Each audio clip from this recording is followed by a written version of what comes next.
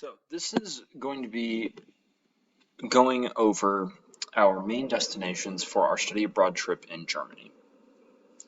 So we're going to start out at App State here, and then we're going to go drive to Charlotte Douglas International Airport, take a flight, go to Germany, forgive my ordering, to the Berlin airport over here. So,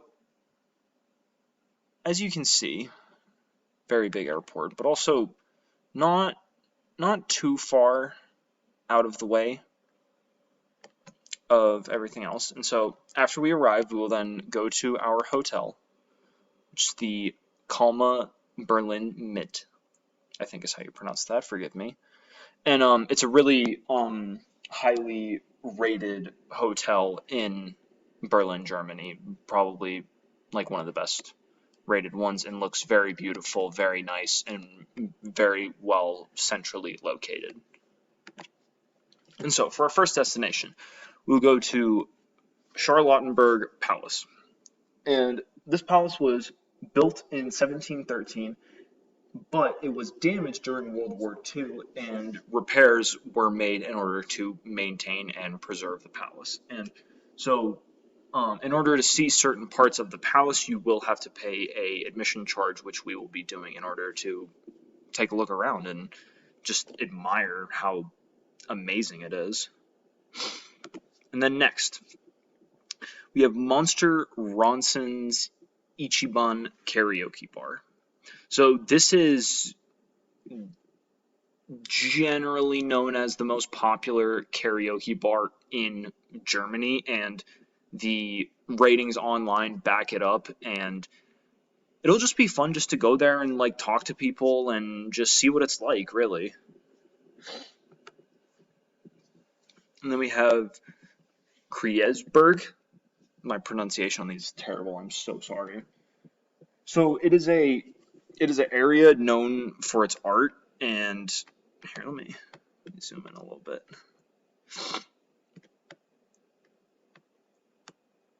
Yeah, so it's an area known for its art, and it really was a poor area back when Germany was divided into East and West Germany.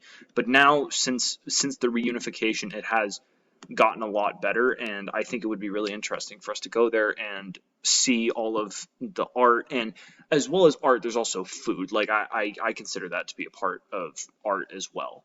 And it'll just be really interesting to see what changes were made from the area being poor to then after, and all those things.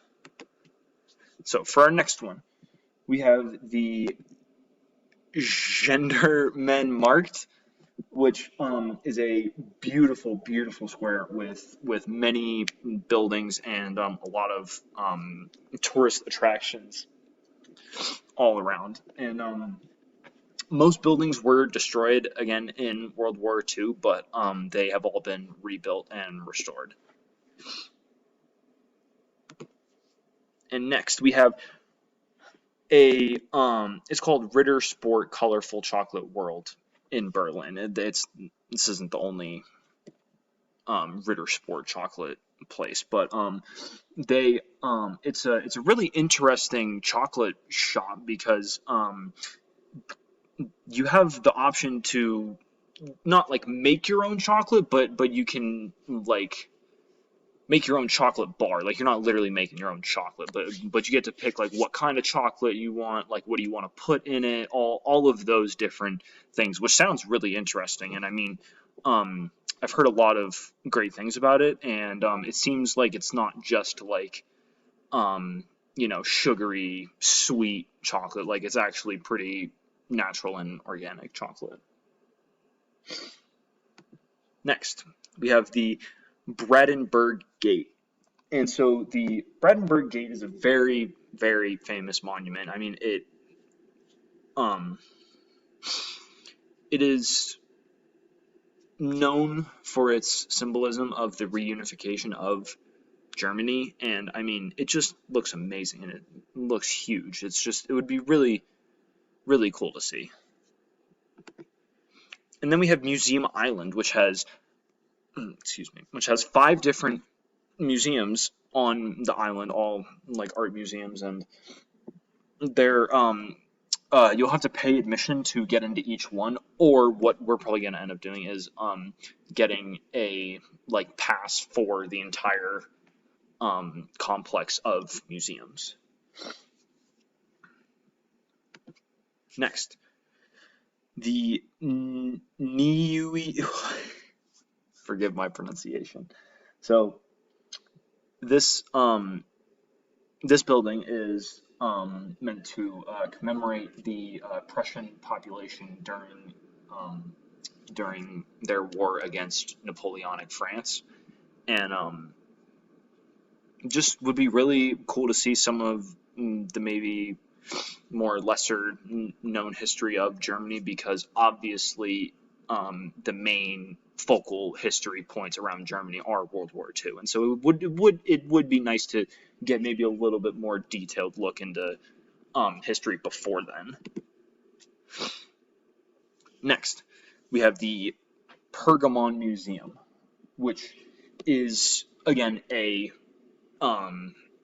museum that covers more ancient history, not so much World War II or more recent history, but history like 2,000 years and before. So again, very, very,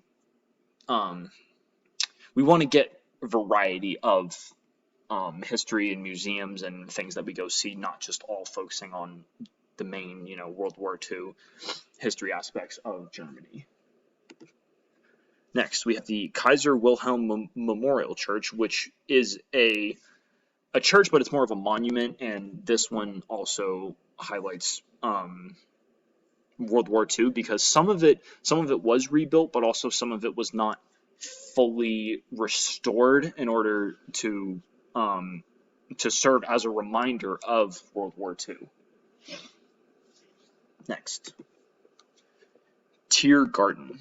So this is a very, very big area, and I mean, I would love to go here and just honestly just walk around and just see all the trees, and there's a zoo in here and a bunch of different things, and like it just looks really, really amazing, like a very worthwhile spectacle to go and see.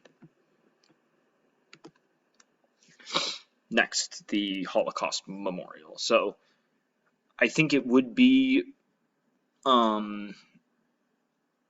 it's really hard to go on a educational trip to Germany and not go to the Holocaust Memorial. It's such an important part of history that has to be remembered forever, and it's just serves as a reminder of how bad things can get, and it's really important that being in Germany that we go and see this and pay our respects. Next, we have the Niue National Gallery. Forgive my pronunciation again. So this is another art museum, but this focuses more on 20th century, a little bit more present day art, and it'll be really nice to compare the differences after going to these older history art museums, ancient history museums, and then we'll go to like a modern art museum, and we'll just kind of like see the progression, and we can't go to Germany and like only go see old monuments and all and everything. Oh, everything's hit. No, like we want to see new stuff too. And next we have the DDR Museum, which I would be really excited for, because this is like an interactive experience kind of museum, which is meant to encompass what life would have been like in former East Germany, and they preface the real experience of it, saying that you can interact, touch, feel, and I'm just really curious and would love to go see what it's all about. And then finally, the treehouse.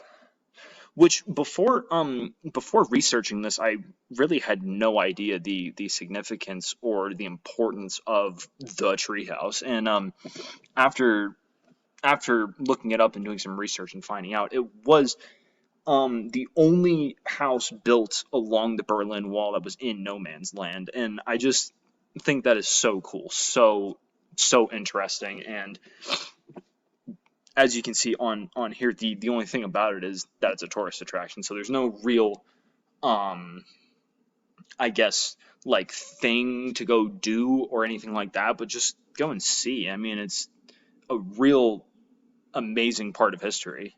And that about wraps it up for all of um our main attractions that we're going to. And yeah, that's it.